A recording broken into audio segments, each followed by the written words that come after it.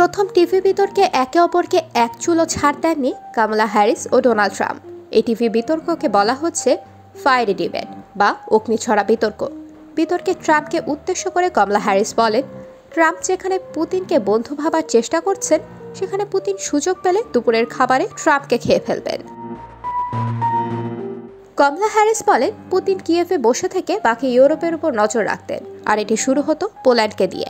এ সময় ট্রাম্পকে উদ্দেশ্য করে বলেন, আপনি কবে ভাগ্যের উপর নির্ভর করা বন্ধ করবেন এবং এমন একজনকে বন্ধু ভাবা বন্ধ করবেন যে কিনা একজন স্বৈরাচার এবং যে কোনো মুহূর্তে আপনাকে তার দুপুরের খাবারে খেয়ে ফেলবেন।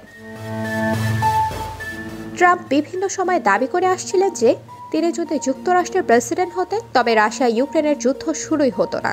ট্রাম্প মনে করেন, এখনও যদি তাকে প্রেসিডেন্ট নির্বাচিত করা হয় তাহলে মাত্র 24 ঘন্টার মধ্যে ইউক্রেন যুদ্ধ বন্ধ করে দিতে পারবেন।